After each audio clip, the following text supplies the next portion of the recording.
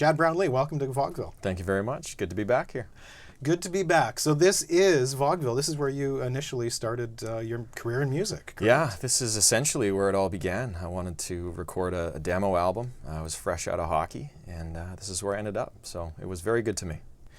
So I'm trying to get my head around that, how you morphed from a potential career in hockey to music, which is completely different. That must have been a scary decision to make. It was. It was scary yet liberating all at the same time. I remember the day I told my coach I wasn't coming back. It was almost like I was weightless. At the same time, there was this fear of, oh my God, what did I just do? But the weightlessness was probably the most powerful of all the feelings that I had that day.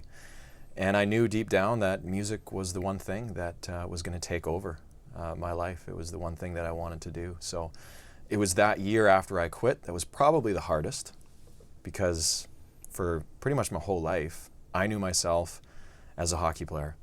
My friends and family knew me as a hockey player. So your identity kind of goes through a little bit of a shift, and that takes time. And you do a little bit of internal digging and ask a lot of questions. But, you know, all the while, there was just this little voice telling me that I was on the right path. How difficult was that to morph with your social and family circles? Because as you said, you were groomed as a hockey player. That's how you were identified as. Was that a hard transition to make, to saying, literally hanging up the skates and saying, no, I'm now a guitar guy? Yeah, absolutely. And the difficulty was obviously on my shoulders because I had so much support. My parents were fantastic about it. You know, I think the hardest part was telling my dad I wasn't going back to play the game that he had supported me through so many years. So that was definitely the hardest part. But like I said, it was really looking inward and understanding who I was becoming, who I was, and really answering those questions. And you feel a little bit lost at times. But again, I had such great support from friends and family. It made the transition a lot easier. Was there a moment that really kind of was that defining moment where you're saying, okay, I have to make this switch? I think a lot of people sit on that fence for a while. And I think subconsciously I was sitting on that fence for a few months prior to the moment where I can actually define where the light bulb went off, where I had that aha moment where it's like, what am I doing? And I was sitting on the bench during a game. Played in the ECHL. I was in Boise. I had injured my shoulder and was out for a month and a half. And when I came back, I didn't have a regular role in the lineup, and that really sucked the love out of the game for me. And I remember sitting there, looking up at the clock, and just hoping that the time would tick down. Right. I'm like, oh, when can this game be done? And honestly, it was just that aha moment where I was like, what am I doing? I'm wishing away my life. I'm wishing away this time, and that's not something that I wanted to do. There was this pull that was so strong inside me that didn't want to go any further wishing time away.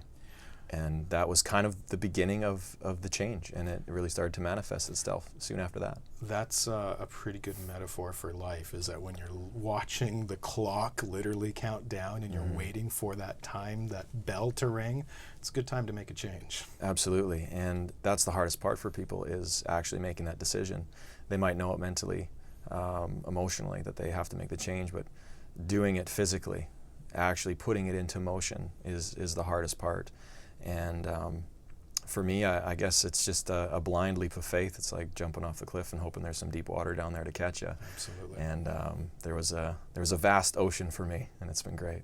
So venturing into a whole new world of music, how did you figure out what to do first? And I know that you were probably writing songs for many years, but pursuing a career in music is very different from what you were doing. So how did you figure out what to do, and how did you figure out how to come here to record some songs? I didn't know what to do. I had no information or knowledge on the music industry. At that point, I didn't know which direction to go as far as genre. Right. I had some songs that were written that I just, wrote from the heart, that were basically a musical diary, and I just wanted to express those words, those lyrics, and the music. And so I went to open mics. I lived in Vancouver. Yeah.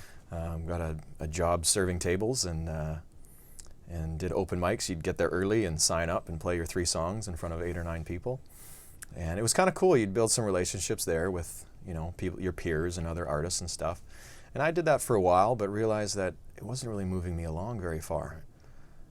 So I needed to reach out to somebody who knew a lot about the industry that could teach me. So I was just basically seeking a mentor, somebody that could help guide me along the way. And a friend of mine had an uncle in the music industry, Robbie Buchanan, and I sat down with him for a little bit and basically said, look, what do I do? You know, I'm so new at this. I'm a hockey player and I'm as green as they come in the music industry. And you know, he led me to a couple of guys, Alex Alexakis and Daryl Rompf. Condor. And Condor, yes. I know Condor and Daryl well. Very, very talented guys. And so I took out a huge loan, got a hold of those guys. Alex did the engineering and Daryl helped to produce. And we came to this very studio right here where we recorded 6 songs. And I think that was definitely the defining moment where the shift happened and really started to accelerate things. And again, it comes down to the connections and the relationships. And they connected me with who my manager is today. So this was 2008. And they said, you know what, your stuff's kind of country. You should meet this guy, Mitch Merritt. Right. And I said, absolutely, I will meet anybody in the music industry. And we sat down, got to know each other. 2 weeks later, Mitch brought me down to Nashville. And one of those songs that we wrote down there became my very first single that we released to country radio. And they picked it up right away and went top 20, completely exceeded our expectations. And we just haven't looked back since. So that's kind of the short story to how it all began. It seemed to have progressed pretty quickly from stepping out of the studio to meeting the guy who would be your label and manager and producer. That was a very quick snowball for you. Very, very quick. So, you know, I have a huge amount of gratitude to the people that I've met along the way in every aspect of this journey, whether it's somebody that I met for a day that maybe inspired me and someone like Mitch, who has been my manager since day one, that has just worked his butt off and has worn many different hats in all of this, as well as the team that has grown so much and has helped this momentum build. And like you said, it has happened very fast in the grand scheme of things. How important has that team been to the success that you've had currently and to what you're doing now? Team has been huge, and you know, I take that philosophy from my hockey days. Right. How important it is to come together as a cohesive unit and all understanding, you know, that or having the same philosophy, you know, moving into that same direction. So for me, it was kind of second nature, and I definitely have a great team that believes in the music and believes in what we're doing, and I'm very, very fortunate to have all of them.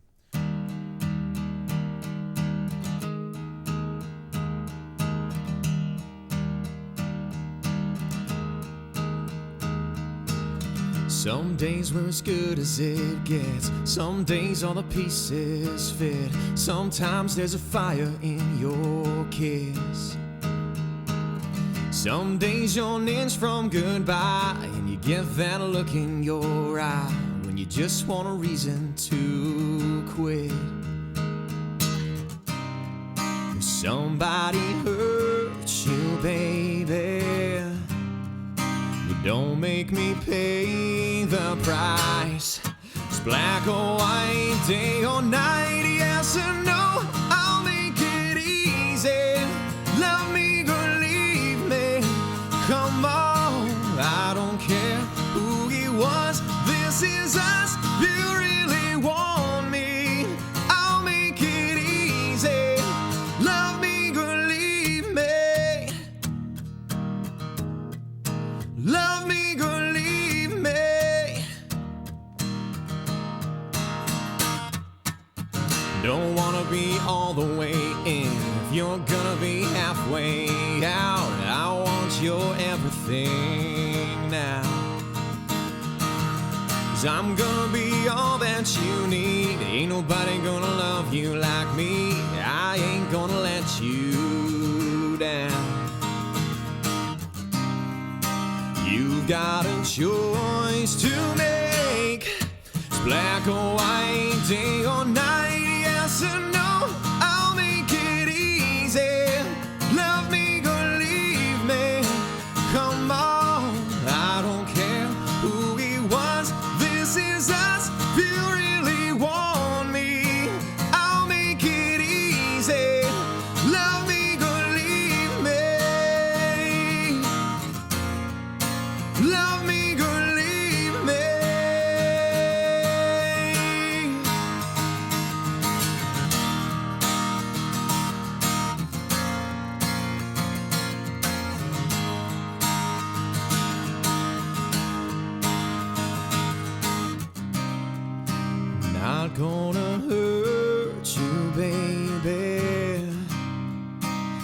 I'm gonna treat you right. It's black or white, day or night, yes or no, I'll make it easy. Love me, or leave me. Come on, I don't care who he was. This is us. You really want me, baby. It's easy. Love me or leave me. Love me or leave me.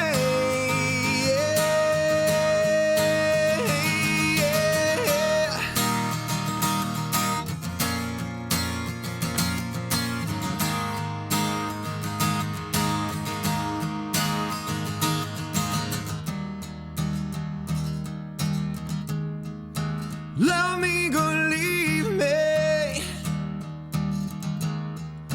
Love me or leave me. Love me, go leave me.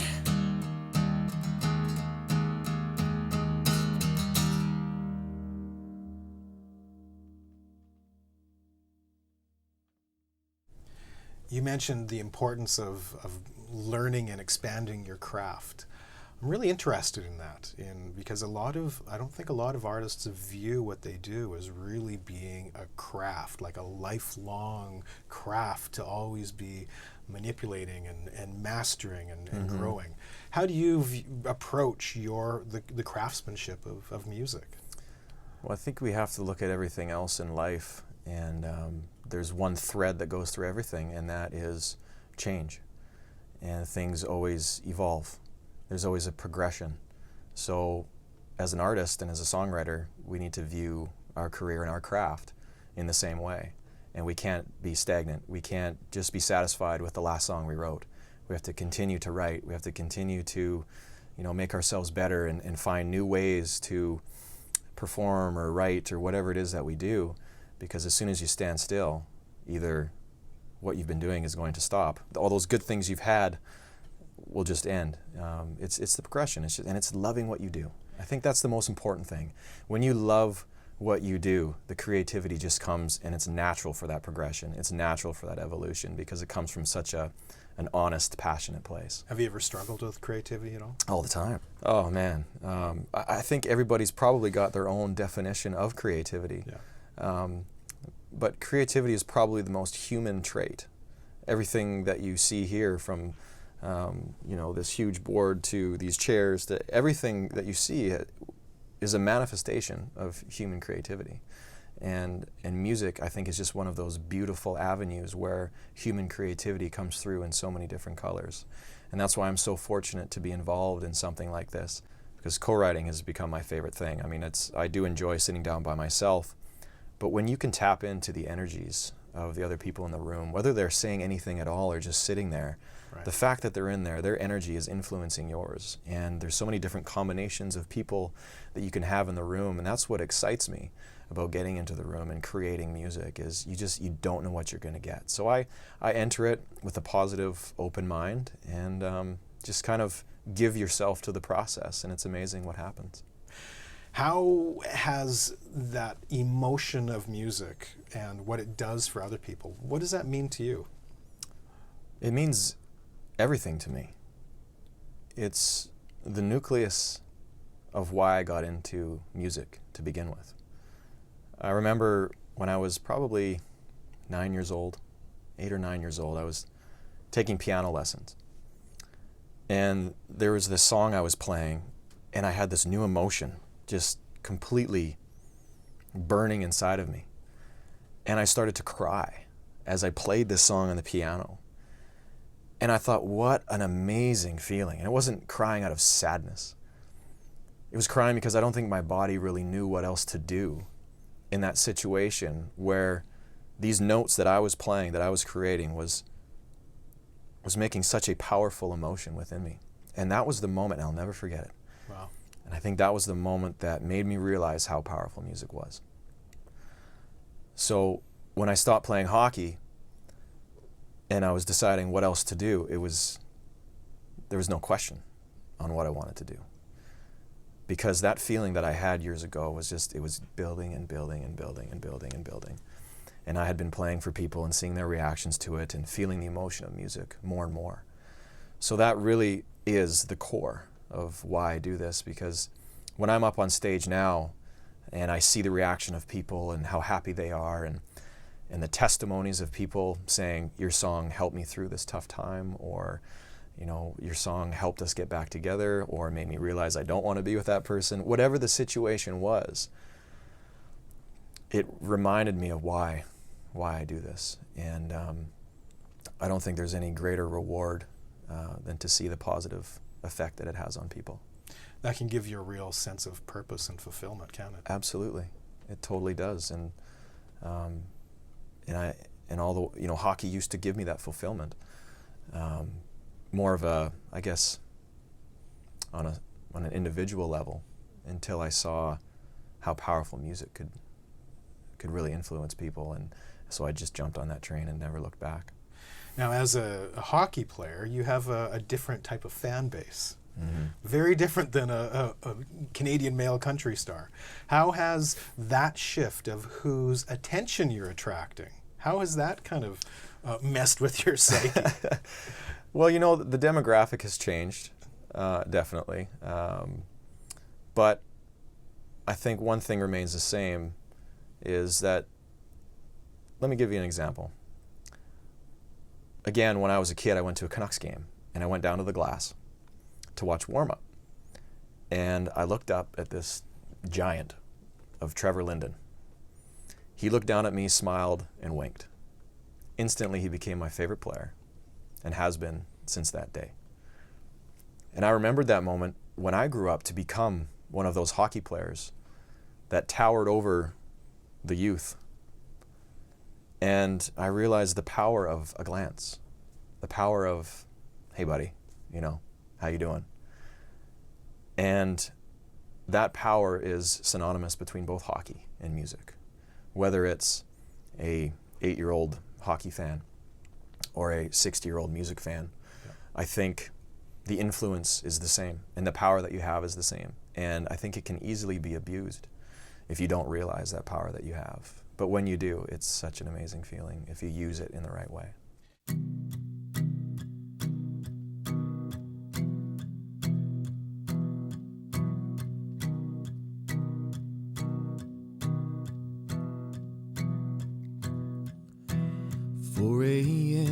Call comes in, 5 alarm, here we go again. This ain't no drill, that's someone's wife and kids. Hopes it's a story he can live to tell, but he ain't thinking about saving himself. When you face the fire, you ain't afraid of walking through hell. Here's to the fighters, the survivors, the knockdown, get up, keep on swinging all-nighters. Here's to the all-in, again and again, giving all they got until the end. The ones that rise above a little bit higher. Here's to the fighters.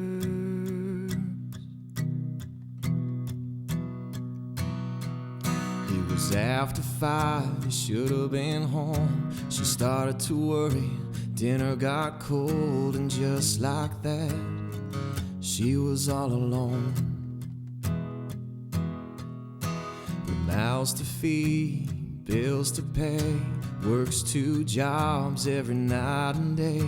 So damn strong and full of love, best damn mom there ever was. Here's to the fighters, the survivors, the knockdown, get up, keep on swinging all-nighters. Here's to the all-in, again and again, giving all they got until the end. The ones that rise above a little bit higher. Here's to the fighters.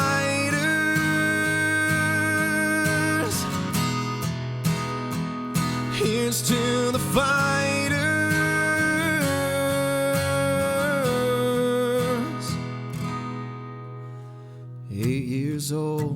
still growing up. Yeah, he ought to be playing with his Tonka truck. Instead he's losing his hair, hooked up to all of this stuff.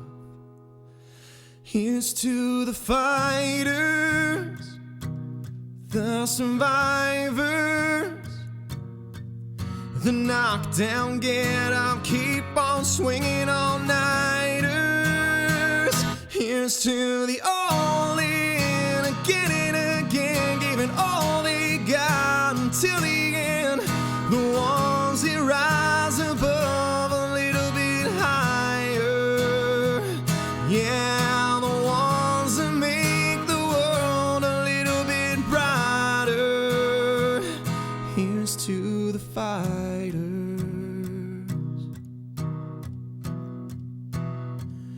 Here's to the fighters.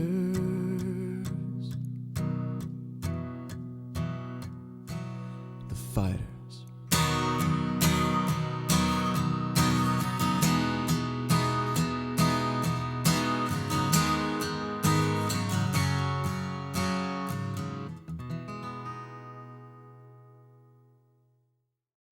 I saw a quote of yours recently that I absolutely love.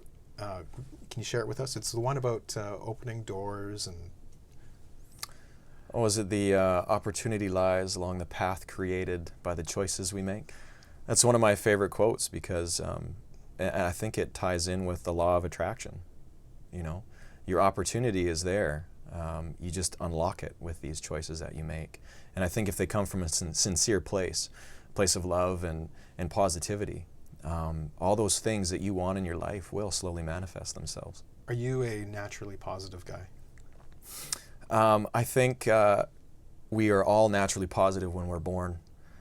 I think there's a lot of societal influences that might create some sort of negativity that influences our ego quite a bit, and our ego is very strong and can take over our lives. And I guess there's a certain amount of unprogramming that needs to be done to allow that positivity to really flow through you sincerely on a daily basis. And I've been practicing that for quite some time, and it's amazing what does happen. You know, like I said before, I've got amazing people around me, and I'm just extremely fortunate to be doing what I love to do. And I think that is a direct reflection from the state of mind. For me, you know, I like to tap into the positive side of things and really try to use that to my advantage. So, you know, I do a lot of yoga and meditation, right, and stuff like that. And it's on an individual basis on what works for you and what your core beliefs are, really. That's really what guides the ship. Each decision matters. Mm-hmm. And I think a lot of people overlook that. Every decision can have lasting effects. Absolutely, and it's not just the decisions, it's the events that come into our lives. Things that we believe we have no control over. Could be, you know, the person walking past you on the street that smiles, or someone that you have a long, in-depth conversation with. You know, it's those parts of your life influence who you are at the same time, and it's how you process those things. Do you come across it negatively? Do you say, oh, why me? Why this happened to me? Or are you looking at it in a way that's going to teach you something? Right. Did this event happen to give me a lesson, to make me become a better person and get closer to your truer self? So yeah, it's the decisions you make, along with everything that happens around you, that encompasses who you are. And I think just the realization of that can really change somebody's life. We talked about having that professional team, the business team, but it sounds like you have this great community around you that exists in the studio too. I mean, that's pretty rare too, to have the same people right from the beginning that you're still with today. Yeah, I've had amazing musicians, both in the studio and my band that I play with live. And it's just so much fun to watch. We write these songs and we play it for them once in a room like this. We're all standing around. Okay, this is the next song we're gonna play. Right. They listen to it. They're reading the charts. They listen to it once and like, okay. They go out into the live room and they just paint such a beautiful picture, and it's so much fun to watch. And And I'm just so fortunate to have that support Right. along this journey. It's just been amazing. Well, we'll be watching. Right on. Thanks for coming out, Chad. Anytime. Appreciate it. Thanks, Brian. Thanks, man. A lot of fun, man. Cheers.